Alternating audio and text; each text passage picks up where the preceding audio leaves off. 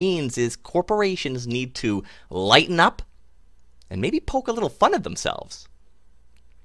Back at the Canadian Broadcasting Corporation, in the Toronto building, which some of us refer to as the Death Star, they have these mail robots, essentially, that look like this, and they come all over the floors, and a couple of times a day they deliver mail. Well, they're not operated by a human being. They're all on a little path, kind of like a Roomba, I guess, in a way.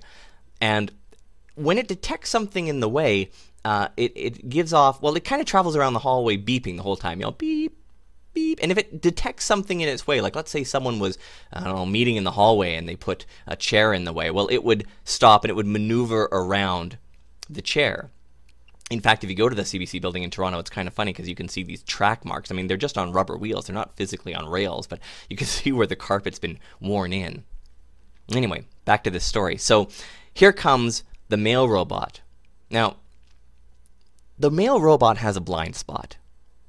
Are you kind of seeing where I'm going with this? The blind spot is it's kind of at about 10 o'clock, maybe 10:15 to the front of it. And sure enough, this mail robot, a little while ago, this is a friend of mine who works he's a radio producer, and he snapped this picture of it, slowly started inching toward this planter pot. Now, this thing took 6 minutes, okay, to hit the planter pot. 6 minutes. In that time, the person who spotted it started taking pictures.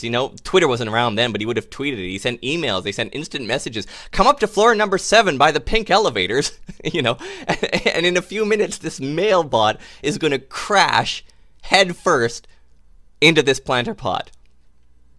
I was only going not even 1 kilometer an hour, 1 mile an hour, right? But yet a lot of people gathered. It was just kind of funny. It's funny in the office, and that's the kind of thing that really sort of personalized an organization. That's the kind of thing on the internet that people will spread around in a swarm. It's viral. It's in your favor. Because what does it say about your organization if you were to put this up on a blog or tweet this photograph? We're human. We like to poke fun at ourselves. We have a good time in the office. Hey, maybe it'll help you in your recruiting efforts. Isn't that a better swarm to have than an angry one? So stop being so damn corporate and lighten up. Which brings us back to my story. Okay, when we last left it, I was being attacked for posting a podcast with, okay, I'll say it, some slightly unethical tips, and an angry swarm